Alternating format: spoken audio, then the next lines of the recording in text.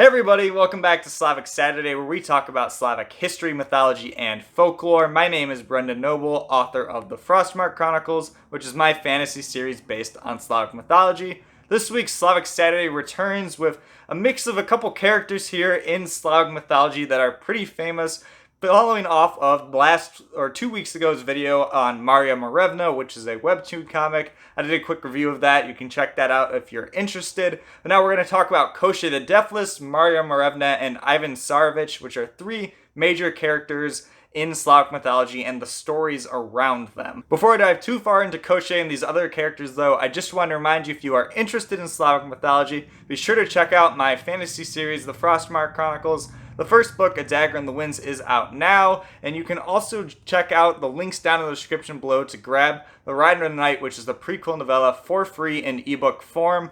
Both books are available wide through many retailers across the world, so make sure to check out the links down below to grab those. But now, let's dive into talking more about Koschei, Ivan, and Marya. So the main character I want to focus on here is Koschei the Deathless, also known as Koschei the Immortal. It's kind of an interesting name because one of the most famous tales about Koschei the Deathless is actually called The Death of Koschei the Deathless. So there's a bit of irony around his character because he's thought to be, again, this immortal sorcerer that isn't afraid of anything except death. So he follows this journey of trying to prevent his death in any case. And his way of doing that is by separating his soul from his body and hiding it. Very much in a Voldemort type of fashion, but he goes a little bit farther than Voldemort, I think. He puts his soul on the end of a needle, which is in an egg, which is then in a duck, which is in a hare, which is then hidden in an iron chest beneath an ancient oak on an island thought to be in the middle of the sea. And this island called Buyan is thought to be where some of the mythical gods of the winds used to live, and it was thought that sometimes the tides would even cover it over completely, and it was very difficult to find. And not only was this island difficult to find, it was sometimes thought that a dragon was even guarding the chest on this island. So you've got a dragon guarding this chest that is under an oak tree that has a hare in it, which has a duck, and then an egg, and then the pin. And so there's this very complex chain of things that Koschei has set up to prevent his death, which again makes it incredibly hard to kill him, because if you kill his body, he will still come back. Well, okay, let's think about this idea that, alright, we go on a quest to find this island and this treasure, manage that the Bogatyr, which is a hero in Russian folktales, that he kills the dragon, finds the chest, and opens it. You'd think he would have an easy idea from here on out, and Koschei would be under his control. But it even gets a little bit more complicated from there, because it was thought that once you opened the chest, the hare would run away, and if you killed the hare, then the duck would fly away. And it was only that Koschei would become vulnerable once you had the egg in your hand. His magic would start to drift, and you could potentially control Koschei or destroy the egg, which would destroy the needle within it, therefore killing Koschei and ending his immortal life. So now let's transition into the folktale in which Koschei is most known, though he shows up in many folktales, as does the character Ivan Tsarevich. And the character Marya Morevna is a little bit more rare, specifically coming from this story called Marya Morevna, or The Death of Koschei the Deathless. And there's a bit of irony about this story that I'll talk about at the end. But first, let's talk about the folk tale itself. So the tale begins with Ivan Tsarevich and the son. His name officially actually means Ivan, the son of the Tsar. And it's not known how many brothers he has in these tales, but Ivan Tsarevich shows up in many Russian folktales, or skazki, in which he typically has two other brothers, and he tends to be the youngest one of them, and that may allow some of this story to happen. But relevant to the story as well is that Ivan has three sisters who he's very close to, and they marry off to three different wizards that are attached to different birds: a falcon, an eagle, and a raven. That'll become relevant later, so make sure you remember that. So after his sisters have been married off and his parents are dead, Ivan decides that he's going to eventually go on a journey and find his sisters. This is why it makes sense that he's probably the youngest son, because he would be Tsar otherwise, and it would be kind of weird for the Tsar to go on this long journey. But he does so. He goes on a journey to try to find his sisters, and along the way he runs into the warrior princess Marya Morevna, who is the leader of her clan and is thought to be a very proficient warrior. And during their journey together, they ended up getting married, and Marya decides to eventually go on to another war campaign of her own, leaving Ivan behind in the palace or house to kind of maintain things in her realm. And she gives him one specific rule, and that is he cannot go open up the dungeon and discover what is within it. But Ivan, being a guy, decides to do so anyway once she leaves. He discovers a sorcerer within the dungeon, which sound familiar to you. This is Koschei, and Koschei tells Ivan that he really, really just wants a glass of water, and so Ivan ends up actually bringing him total, I think, about 12 buckets of water. And by the time he finishes drinking the water, Koschei's power returns, he breaks 3 of his iron shackles, and flies away and kidnaps Marya. So Ivan, having screwed up really badly here and having Koschei kidnap his wife, now must try to go rescue her. And he does try a sneaky thing here that Koschei's really quick on this very fast steed, so he would sneak into this camp at night or while Koschei is away, and he would grab Marya and run away with her with his horse. But Koschei had this very fast steed and would catch up and get Marya back from him. This happened twice, and then on the third time that Ivan tries to steal her back, Koschei finally has had enough. He chops up Ivan into a bunch of pieces and throws him into a bucket, and then tosses that bucket either into a river or into the ocean, thus leaving him, you think, to be dead.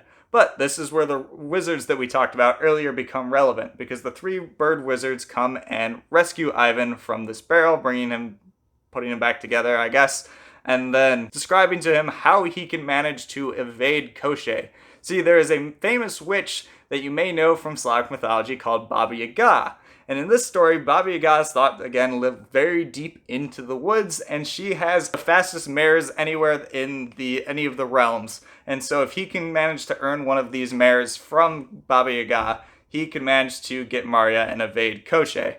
So Ivan does this. He goes into the forest and encounters many different animals across his journey. He decides to help out the animals across the way, even though it really doesn't gain him anything immediately. And then he crosses what's thought to be a flaming river in front of Baba Yaga's house, and then reaches her house on chicken legs, often pictured as with skulls and things impaled at the end of spikes. It's kind of a threatening scene, but he's desperate to save Marya, so he's willing to approach this house. And Baba Yaga herself, you can hear more about her in my video that I have made about her, but she's kind of pictured as a hag with a really creepy aura around her. She's a very infamous witch in Slavic mythology for a reason, and she presents Ivan with 3 different tasks that she knows that are going to be probably impossible, but if he can complete these 3 days worth of tasks, he will be able to earn the mare. And each day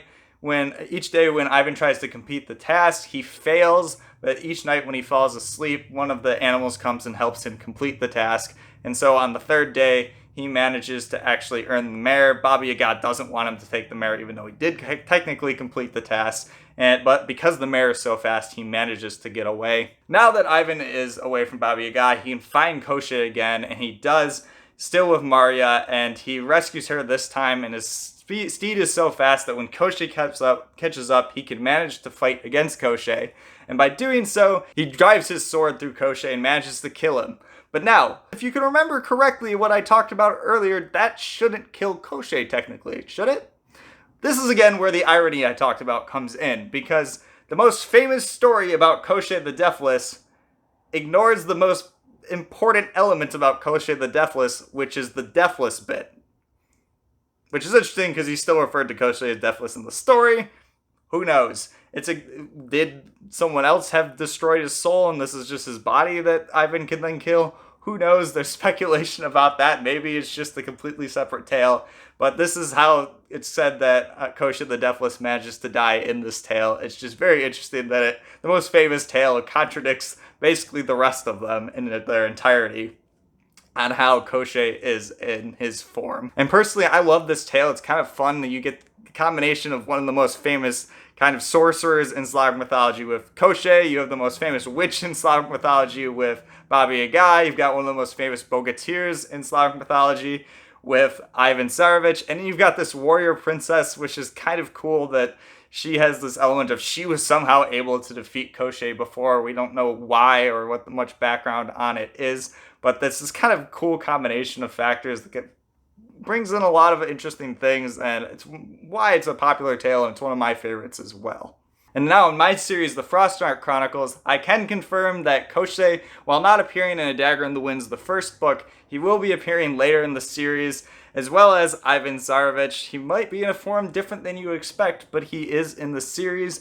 Marya herself, I don't have necessarily planned for the main series, but I do have plans for a kind of separate side story involving her, Ivan, and potentially Koschei with kind of origin story aspects to it. That might be a novella, might be longer. Not necessarily sure. Be sure to subscribe to my newsletter down below to keep updated on those things, and as well on any free novellas attached to the series you would be able to receive for free in ebook form by subscribing to that newsletter. So we'll see what I end up doing with it. These are really fun characters, and like I said, there's some really cool elements that can be combined here that I would love to be able to explore with my own little twist on it. And that's all I have for you today on this Slavic Saturday video. I hope you enjoyed it. If you did, please remember to like and subscribe down below.